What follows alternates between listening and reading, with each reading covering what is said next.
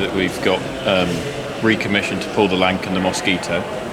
It's a 1950s model, but very similar to the wartime ones. The main difference being this uses what's known as a turbo transmitter. As far as my understanding goes, it's just like a torque converter between the engine and the gearbox. So it's slightly longer than a wartime one would be, but aesthetically it's pretty similar. They were developed from an agricultural tractor and then modified to suit the Air Ministry. Yeah. So you're looking for what parts? We're trying to find some side cowlings for it, because they're missing some side panels, and hopefully some side weights as well, because they went missing at some point in the tug's history, because it weighs 4 tons in total. Weighs 4. Oh. And you want both side panels? Yeah. It should come. They're sort of they don't cover the whole side, they've got cutouts. Yeah. Come down to about there and then sort of taper off. Well, somebody might know where the sun... Hopefully. Yeah.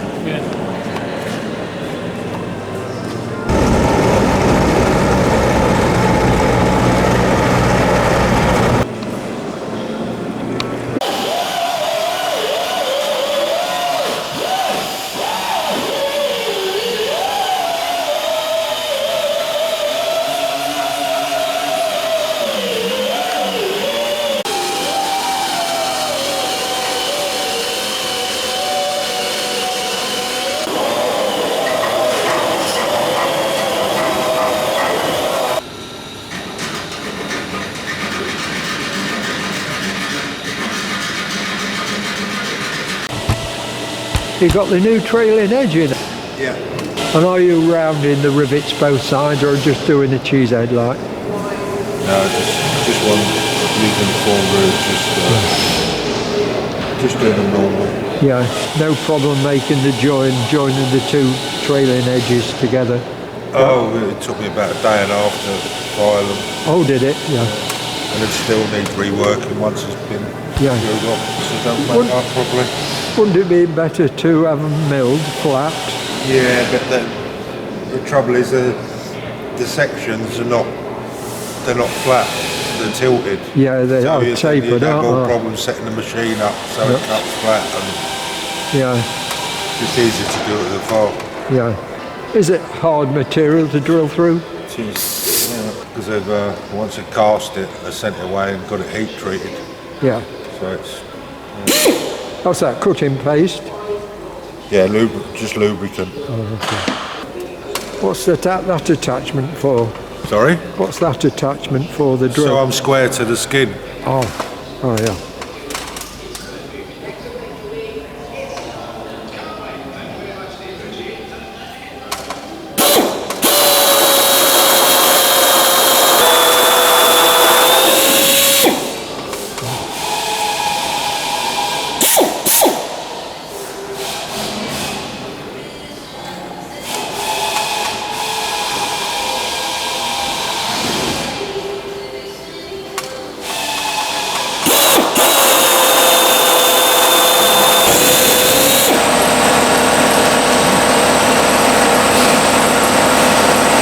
Takes some time to get through, doesn't it? It's as hard as nails.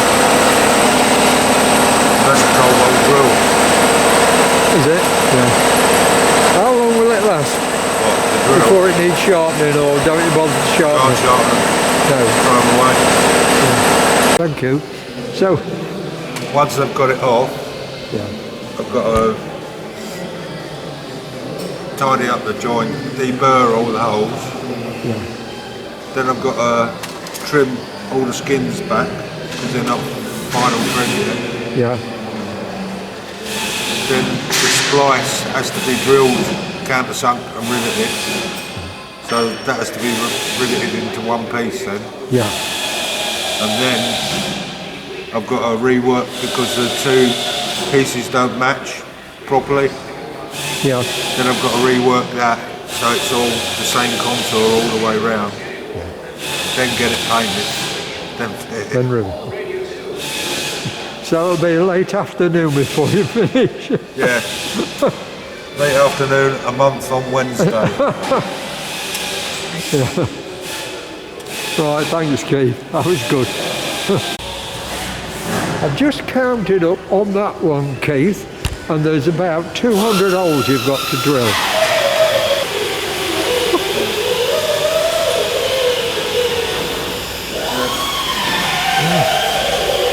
And you put rivets like that, do you, crossways, not in a straight row? No, it's what I call a staggered row. That's what I mean, yeah. Like that, yeah.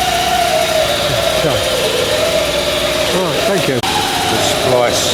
I see, so you've actually drilled the splice to take the skin before you join the splices together? Yeah, if I get it all in position properly, because then I can adjust it, and when I get it finally in the right position, then I drill it, and then I can take it out, put the pins in the holes I've drilled, and it holds the splice in the position that I want it. Yeah. And then I can drill the holes to rivet the splice together. Yeah, because if you spliced it first, you can't see where you're riveted adjust it. No. Oh, good.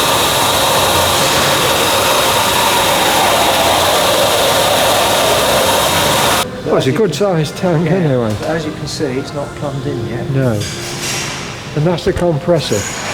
Yep. I think it's a vein type inside. Yeah.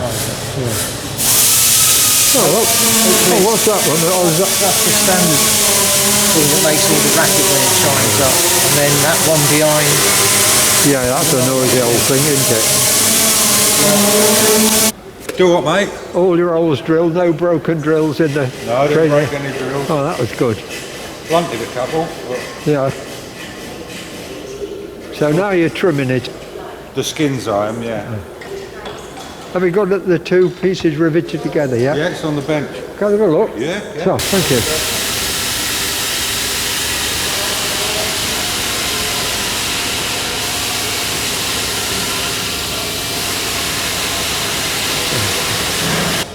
Yeah, that's what it's like.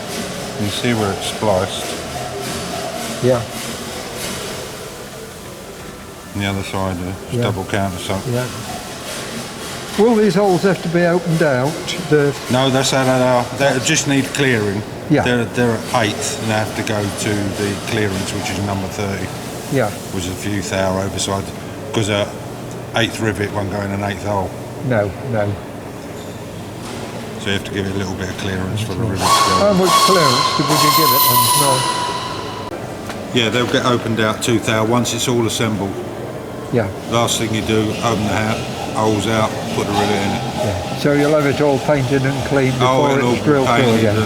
Yeah. That's the last thing, it'll be all mucked up and whatever they're going to use as jointing compound. Yeah. And then it'll be pinned up. Did you have any problem with not being in the jig, you know, when you got that rear light? Well, no, the rear light was all right because the rear light, that's all assembled. Yeah. And the skins they're only... So these skins were riveted up while it was in the jig. Yeah. So that's rigid, holding those frames in exactly the right place. Yeah. It's only this side that's open. Oh, I see, yeah. And all those holes were drilled off while it was in the jig as well. Yeah. So the top side was the one that was riveted and is firm. This side is the open one where the pot rivets go in. Yeah, that's right, yeah. All the pots go in the bottom. It's just left open so you can get in there, clear it out and get in there because sometimes you need to get in like that. And have you got the leading edge sorted now? No, I'm still waiting for the lens covers. But I think they're supposed to be in the pipeline in a couple of weeks. Oh, good. Things are progressing slowly. Yeah, getting there. Trouble is, it's just one of those jobs that just takes time. Yeah, there's no way you can rush it, shortcuts or anything, is there? No. Yeah.